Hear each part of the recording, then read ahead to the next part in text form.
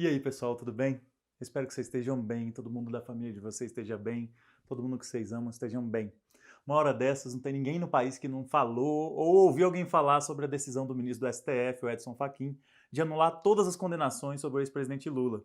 E as reações elas variam muito, né, evidentemente. E muita gente veio pedir, então, para eu vir falar disso aqui no Bem Viver. Então eu vim. Hoje é um dia daqueles bem punk, né? Tanta tarefa das nossas ações aqui do Bem Viver e a tentativa mais uma vez de conseguir vacinar minha mãe. Então, vou fazer esse vídeo aqui um pouquinho mais rápido, sem edição, sem nada de nada e, pô, agradeço a compreensão de todo mundo.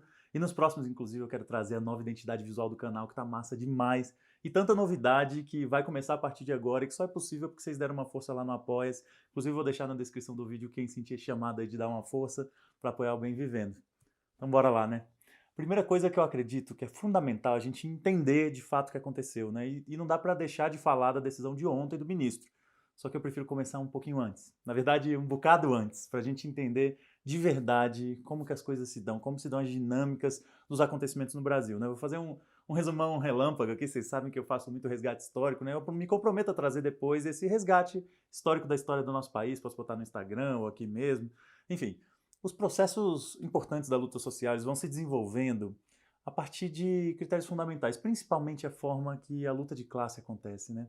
E a forma que a gente se relaciona hoje, que a gente produz hoje, que a gente se relaciona com as pessoas no mundo, tem a ver com isso. Às vezes as pessoas acham que é tudo só a sua subjetividade, sua individualidade, mas não é assim não. Tem uma margem importante da agência, né? Do que você pensa e como você age, mas muito do que a gente faz tem a ver com as estruturas da sociedade que estão estabelecidas. E nós vivemos numa sociedade terrivelmente desigual, em conflito constante. Esse conflito, às vezes, estava a favor da classe trabalhadora no Brasil, né? Como, por exemplo, no comecinho da década de 60, com o ascenso mesmo das lutas sociais, né? O povo se mobilizando e demandando mudanças de verdade na estrutura do país, né? Que é tão arcaico, tão explorador, tão opressor sobre a raça, sobre o gênero, sobre a sexualidade, sobre a regionalidade num país continental, né? Sobre a nacionalidade também de quem vem de fora e também profundamente destruidor da natureza, né? Quando acontece barulho aqui fora, eu dou uma paradinha aqui, mas vou seguir direto, não vou conseguir parar para editar. Bom, esse ascenso da Guerra Fria, né, do mundo dividido, acabou levando a classe dominante sobre ordens e com apoio dos Estados Unidos a dar um golpe em 64 aqui e destruir as formas de avanço do povo trabalhador que estava buscando uma outra sociedade. A ditadura militar não só freou o avanço, como ela também aniquilou as organizações de esquerda a partir dos assassinatos, das desaparições, da tortura, terrorismo de Estado, né? E esse foi um golpe duro demais para a classe trabalhadora, não só daqui, mas de quase todo o nosso continente, do sul global, e acabou freando esse nosso desejo e vontade de transformação, né?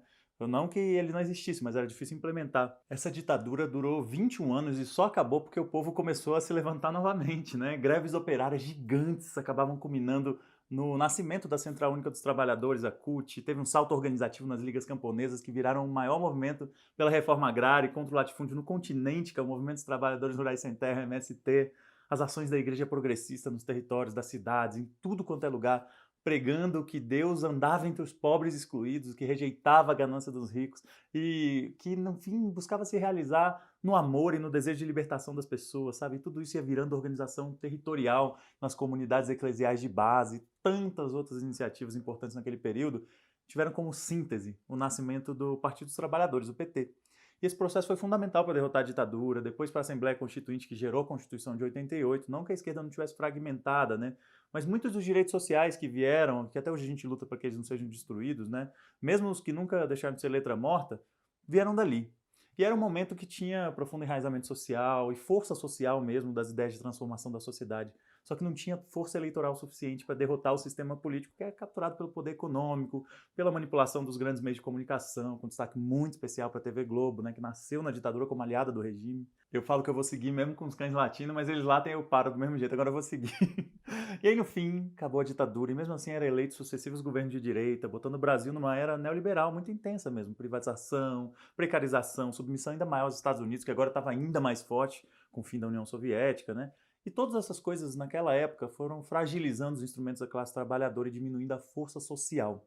A um ponto que, na virada do milênio, a frustração com o caminho neoliberal e as desigualdades no Brasil, finalmente cada dia mais escancaradas, né, geraram as condições para eleger um primeiro governo de esquerda em décadas. E aí, para ter essa força eleitoral, o PT adotou um caminho de conciliação de classe, que acabou abrindo mão de uma transformação mais de fundo para um processo de reformas e de melhoria de dentro do sistema capitalista. Só que a barbárie aqui no Brasil ela era tão grande que, mesmo sob conciliação, com os bancos lucrando como nunca, com o agronegócio destruindo nossos biomas, com a mega mineração, os mega eventos, mega projetos, mesmo assim, ainda foi possível implementar políticas da maior importância no sentido de combate à fome, no combate à extrema pobreza, no acesso a serviços públicos como saúde, educação básica, fundamental, superior, acesso à luz elétrica, enfim, tantas coisas tão importantes. Não tem como negar isso, não faria sentido negar isso. Essas políticas elas tinham, sim, contradições e limites, só que elas eram realmente um marco fundamental para o país. Tanto é que até hoje a gente faz um esforço imenso de luta para defender a permanência dessas mesmas medidas diante do desmonte, né? E o Brasil não estava sozinho nesse processo, né? Era uma onda progressista na América Latina, com Argentina, Chile, Uruguai, El Salvador, Honduras e vários outros processos mais radicalizados, né? A Bolívia, Equador, Venezuela, Nicarágua, Cuba. E a maior parte desses países ainda utilizava uma política de conciliação e ainda tinha um modelo de desenvolvimento, sempre entre aspas, o desenvolvimento, né? Profundamente destruidor da natureza e mantinha esses países como exportadores de matéria-prima para o centro do capitalismo e, portanto, sempre dependentes desse mercado global para ter recurso para os seus investimentos sociais, né? E aí vem a crise financeira internacional de 2008, com o estouro da bolha imobiliária nos Estados Unidos. Essa crise pega em cheio a periferia do capitalismo, porque joga lá embaixo o preço das commodities, né, que os países usavam para sustentar essas suas políticas sociais. E aí, um a um, eles vão se fragilizando, perdendo apoio popular, fazendo mais concessões ao grande capital para ter algum recurso para investimento, né? E aí, quando essa contradição de conciliação no momento de crise chegou no limite, o imperialismo e as elites desses países começaram a derrubar um por um deles. Em alguns eles não tinham correlação de força dentro do parlamento, né? Então eles adotavam a ideia mais antiga mesmo de golpe a quente, como eles fizeram na Venezuela em 2002, que acabou sendo revertido. Outros também tentaram no Equador, na Bolívia, falharam várias vezes na Bolívia, mas em 2019 conseguiram. Ou em Cuba, como eles nunca pararam de atacar desde 1959, né? Só que nos países que a classe dirigente tinha sob seu controle a maioria parlamentar, a forma de dar esse golpe foi diferente, foi muito mais simples. Foi impeachment mesmo, com a utilização de mecanismos de guerra judiciária, assim, formando verdadeiros pelotões desse tipo de guerra, como foi a Lava Jato no Brasil. E aí eles deram esse tipo de golpe em Honduras, também no Paraguai e também, sem dúvida nenhuma, aqui. Os governos eles eram derrubados sem crime, em um golpe tão descarado, né, como o das pedaladas fiscais da Dilma, e eles tinham como objetivo acabar com a política de conciliação mesmo. Tá, e veio o golpe, e o Brasil e todos os outros países que foram derrotados nesses golpes passaram a viver um processo duríssimo de desmonte, que aqui era chamado de Ponte para o Futuro. Parece que faz muito tempo, mas não faz, e ainda assim pouca gente lembra. Ponte para o Futuro era o nome do programa do MDB e do Temer para o golpe. Privatizações, desmonte, fluxo ainda maior dos recursos do Estado para os super ricos, e o Brasil voltando para aquela barbárie com a volta da fome, disparo do desemprego, tudo mais, assim. Um plano terrível da classe dirigente que estava dando certo, só que tem um problema. Os golpes e os governos ultraneoliberais de desmonte, de retirada de direito dos trabalhadores nesse capitalismo tão brutal, eles nunca conseguiram ser populares aqui no Brasil. Tanto é que nas últimas 4 eleições daquele ciclo, a vitória eleitoral ficou com o partido justamente que falava de políticas sociais, de combate à desigualdade, de cuidado com as pessoas, com toda a contradição que teve o ciclo petista na implementação do que ele prometia nas campanhas. Mas era isso que vencia a eleição. E se tivesse eleições livres, mesmo depois do golpe de 2016, todas as pesquisas demonstravam que quem ia vencer novamente era o PT, agora de volta com o ex-presidente Lula, que deixou o governo com uma aprovação imensa, né? Quem lembra? Acima de 80%, né? E tem a ver com a conciliação de classe também, com a habilidade muito grande que o Lula tinha, muito carisma, que ele ainda tem, né, para manter sem grande oposição na própria classe trabalhadora também, né? E aí, sabendo disso, a burguesia brasileira tinha que impedir esse caminho, porque tinha acabado de dar um golpe, né? Quando o capitalismo chega num momento de crise, para manter suas taxas de lucro, os super ricos aumentam a exploração sobre a classe trabalhadora e aumenta a espoliação e destruição da natureza. É sempre assim. E eles tinham que parar o Lula de algum jeito, porque senão o Lula ia retomar o caminho da conciliação, de destinação de parte da riqueza para benefícios sociais, e fizeram isso com os instrumentos que eles tinham mesmo, de guerra judiciária, né? Mesmo sem evidências do juiz ladrão Sérgio Moro, junto também com os outros procuradores, também ladrões da Lava Jato, manipularam todas as regras do processo jurídico e, mesmo sem prova, acabaram tirando o Lula das eleições. Só que só tirar ele numa fraude eleitoral, evidentemente, não ia ser suficiente, né? O Lula tem um carinho da população brasileira como nenhum outro presidente já conseguiu, inclusive a ponto de conseguir emplacar outra candidatura se necessário, né? No caso, era do Haddad naquele momento. E aí eles tinham que impedir o Lula também de fazer campanha e tentar aniquilar a imagem dele diante do público, né? E daí que veio a prisão, e foram 580 dias na prisão para que ele não conseguisse fazer campanha, não conseguisse reverter o processo de golpe dado em 2016. E foi uma tentativa gigante de desconstrução da figura política dele, pela imprensa principalmente, né, mas que não teve o resultado que se esperava. Ele teve que ser solto. As falcatruas do golpe da Lava Jato foram ficando cada dia mais evidentes, principalmente quando Moro, quando Dallagnol e quando os outros foram mostrando o quanto eles eram vendidos, o quanto eles estavam destruindo a lei nos seus próprios interesses, né? E o Lula acabou recuperando boa parte da sua aprovação popular e até das intenções de voto para 2022, né? Mas mesmo com o apoio popular, ainda tinha contradição de que mesmo com tantas evidências de injustiça no processo jurídico cometida pelo Moro contra o Lula, ele ainda permanecia inelegível. E aconteceu nesse período também uma coisa que a direita liberal, essa do PSDB, do MDB que articularam o golpe, eles não previam, né? Que o desastre do governo Temer e o escancaramento do golpe que eles tinham cometido, né, abriram espaço para que uma extrema-direita, ainda mais terrível que a direita liberal, tomasse a frente nesse campo conservador, desidratasse totalmente os candidatos vistos como da política tradicional e elegeram um miliciano corrupto com discurso de ódio para a presidência. E nisso o Brasil mergulhou em 2 anos do pior governo da nossa história, desse genocida, miliciano, corrupto, em todas as suas esferas, né, individuais, familiares também, que sequestrou o país com a ajuda dos militares, que também são corruptos, também se encastelaram no poder, para tentar implementar um projeto de extrema-direita autoritário no país. E aí, para manter o apoio da classe dominante, eles executavam e seguem executando a política neoliberal, ultra-neoliberal, representada pelo monstro do ministro da Economia, o Paulo Guedes. Esse daí que veta, que chantageia, que atrasa, que diminui o auxílio emergencial para matar a fome mesmo na pandemia. São mais de 260 mil pessoas mortas, a falta de vacina, a pior política para a pandemia no mundo, desemprego disparando, a fome disparando e o país está todo na beira do colapso.